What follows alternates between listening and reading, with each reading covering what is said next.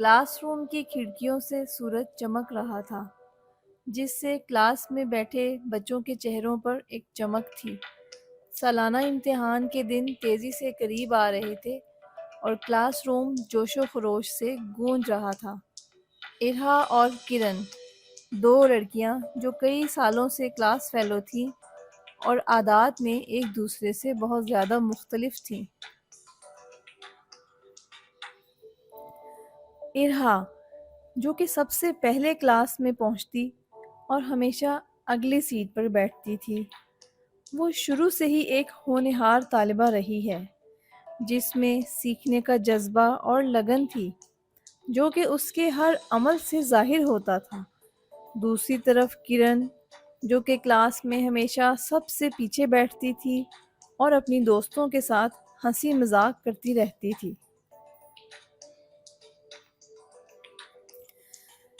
ارہا اکثر کرن کو سمجھانے کی کوشش کرتی تھی کہ وہ اپنی پڑھائی کو بھی سنجیدگی سے لے۔ ارہا کہتی تھی کہ تعلیم روشن مستقبل کی کنجی ہے، تمہیں اپنی پڑھائی پر بھی توجہ دینی چاہیے۔ کرن ہنستے ہوئے اس کی بات کو نظر انداز کر دیتی تھی اور کہتی زندگی کا مقصد کھیلنا کودنا ہی ہے۔ دن گزرتے گئے اور آخر کار سالانہ امتحان کا دن آ گیا۔ ارہا نے خوب دل لگا کر محنت سے امتحان کی تیاری کی تھی، جبکہ کرن نے اپنا وقت کھیلنے کودنے میں گزار دیا۔ ارہا کے سب پیپر بہت اچھے ہوئے۔ اس کا ایک ہی مقصد تھا کہ وہ کلاس میں ٹاپ کرے۔ کچھ دنوں کے بعد رزلٹ کا اعلان کیا گیا۔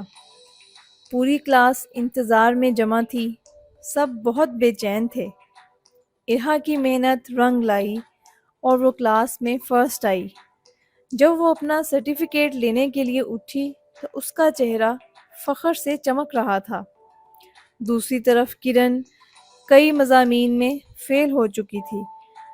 جب اس نے اپنے دوستوں کو اپنے رزلٹ پر خوش ہوتے ہوئے دیکھا تو اسے افسوس ہوا۔